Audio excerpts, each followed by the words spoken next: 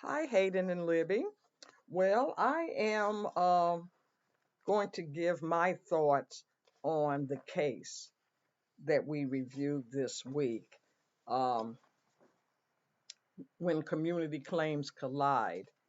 And again, I want to reiterate that I enjoyed your presentations and thorough analysis of the case. And so I'm just going to share just a few highlights based on the question. Says, to what extent does Teresi and Ed's behavior reflect consciousness of self, congruence, and commitment? And I think it does. I think they both understand their values. I think they're both representing their values. I think that their their walk is matching their talk, and I think they're both very committed to their cause.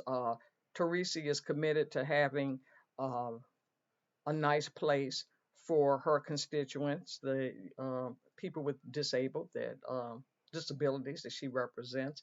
And Ed is committed to representing the welfare and well-being of the subdivision, for which he's now the president.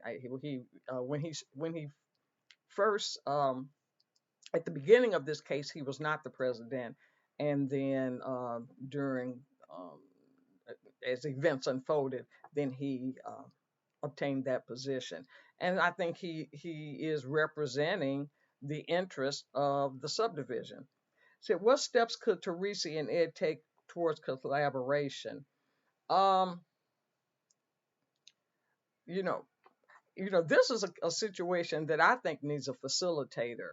And in one of the chapters we discussed this week, um, that was mentioned. And sometimes you need a facilitator or a mediator or someone to um, work with you to help you reach a common goal. And I think that it is. I think it's possible. I think that would have been a step in the right direction to hire to get a facilitator.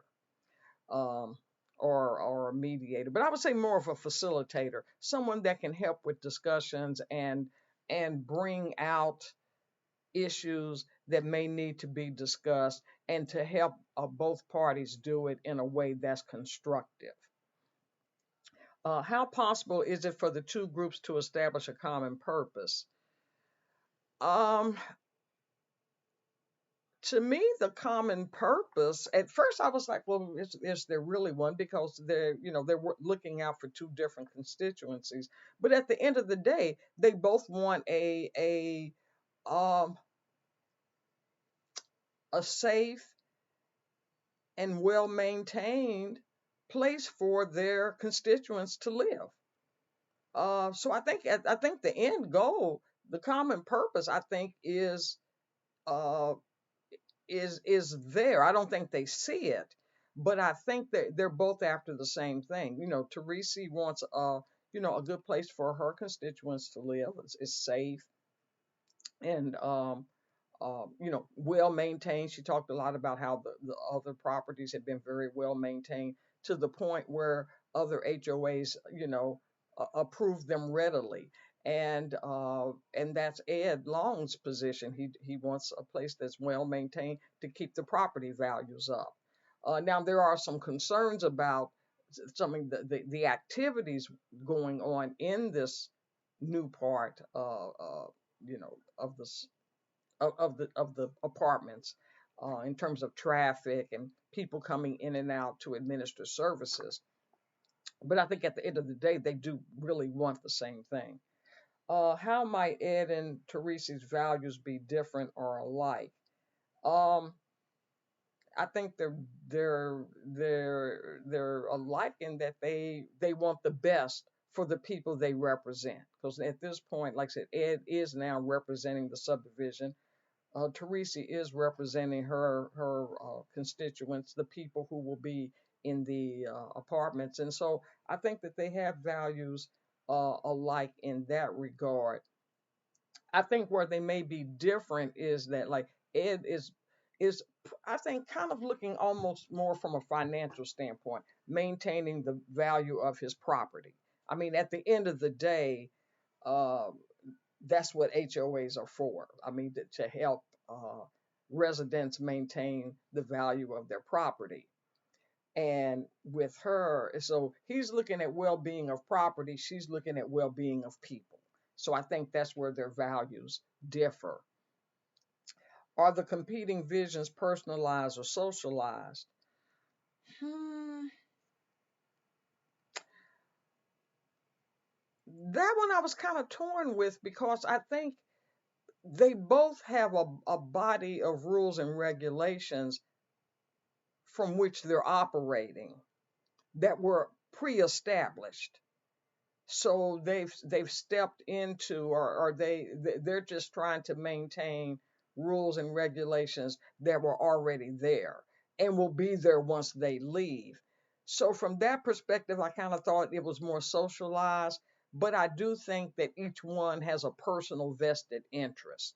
uh now, I will say, in the case of Ed, uh, like I said, initially Ed was not the president. He was so incensed that he got other residents to be on board with him, and I kind of have to believe they overthrew the president, the former president. So from that perspective, it does look social. It does look personalized, but I do think each one um, is representing a body and a body of rules and regulations that preceded them and will likely be there once they leave those positions.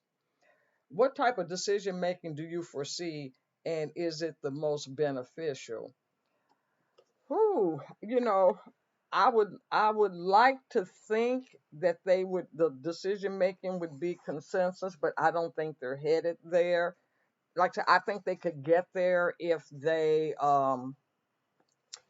had a facilitator, but without one, I don't see that happening. And I'm looking for the page where it discusses the different types of decision making. Um, hmm.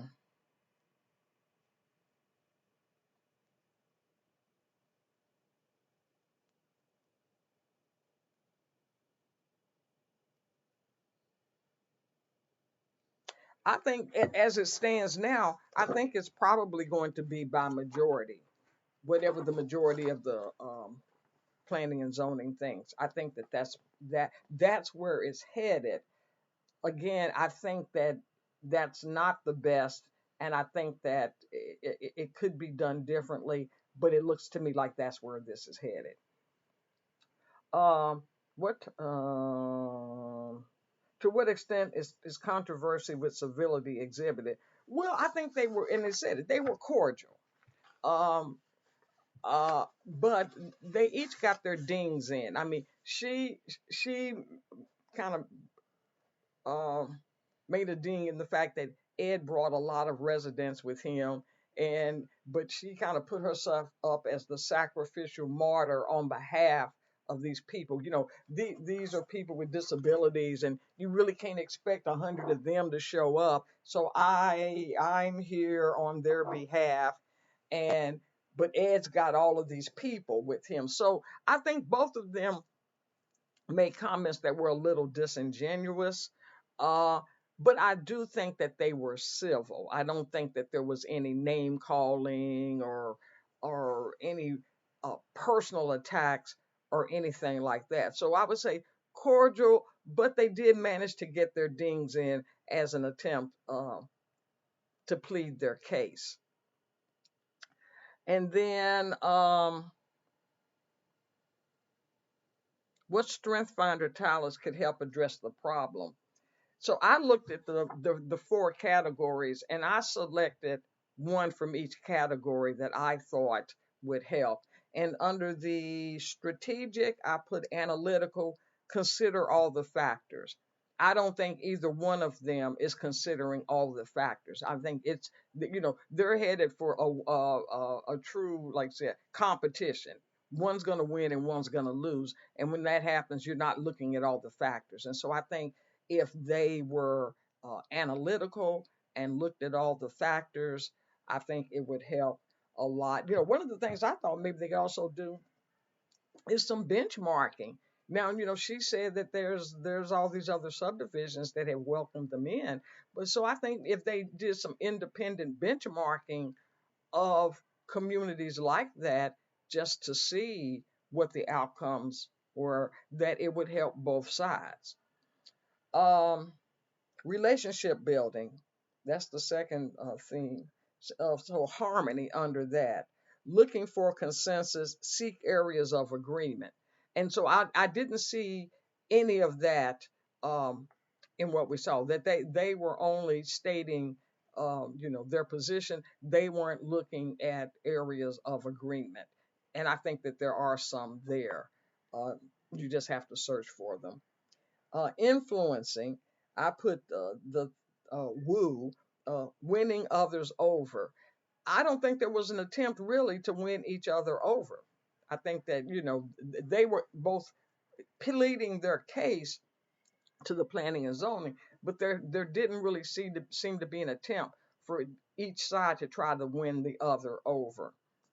And then finally, executing, and I put deliberative uh, as the strength, and that's anticipate obstacles. And I don't think that either one has really anticipated, and I really don't think Teresa did. I don't think, because, and I think um, in her defense, because she's seen it done other places. She has examples of other subdivisions that have allowed this to happen, and so she didn't anticipate, really, I don't think, the obstacle of this particular subdivision.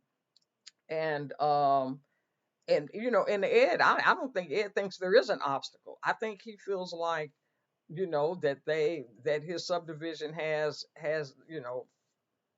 all the cards, that um especially once Teresi would not agree with joining their HOA. And that's another area I think that they could kind of reach some agreement on. I mean, the HOAs have rules. Like I said, I'm on the board of mine. We have rules. Now, yeah, does it can take, well, it certainly will take a vote on the behalf of the subdivision to change the rules. I think in mine it's a two-third vote. And the larger the subdivision, the harder it is. I mean, we never get two-thirds vote on anything because people just won't vote. No matter what we've done to make it easy for them, they don't come out to vote. And so then we end up having to make the decision as a board. But I do think that there's a way that the board can look at some of its rules and see, can they relax them in order to accommodate this apartment complex.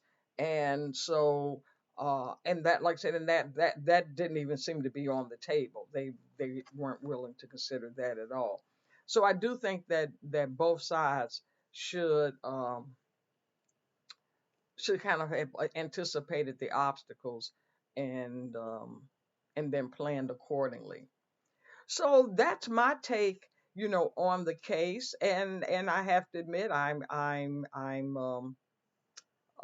I'm thinking about that. And as I mentioned in my video on Monday, we did have a situation where an apartment complex wanted to build adjacent to ours. It wasn't to house individuals with disabilities.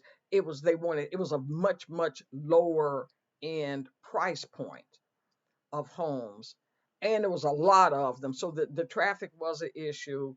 The caliber of home was an issue. And like I said, and we showed up at the planning and zoning meeting. I mean, hundreds of us, probably more residents showed up at that meeting than have ever voted on anything in the subdivision. And the builder rescinded the his request for, I think he had needed some kind of a variance, and he rescinded that because he said if there's that much opposition, then he didn't want to build in the subdivision or build near the subdivision. They wouldn't have been part of ours, but it would have been adjacent to ours. So this situation kind of hit home, and I did think, well, have I now been a party to um, limiting the access of affordable homes to those whose income is not on the level of ours. And, while Douglasville has a reputation for being, a little country town, number one, it isn't. Number two, there's not a lot of affordable housing here. And and a lot of people are complaining about it. But now when we moved here in 2006, actually, Douglasville was slated to be called the Buckhead of the West. And at that time, you could not build homes targeted for first-time homeowners. It wanted to, what they said at the chamber, Douglasville wanted to be the community that people moved up to, not where people started out in terms of home ownership. So there's not a lot of, even in the apartment complexes that are here, um, there's not a lot of homes for the lower income, and so, like I said, so this case gives me a little something to think about in terms of my reaction to that complex that wanted to build near ours, and would I have that same reaction going forward. But again, that's my take on it. I thoroughly enjoyed yours, and have a wonderful day.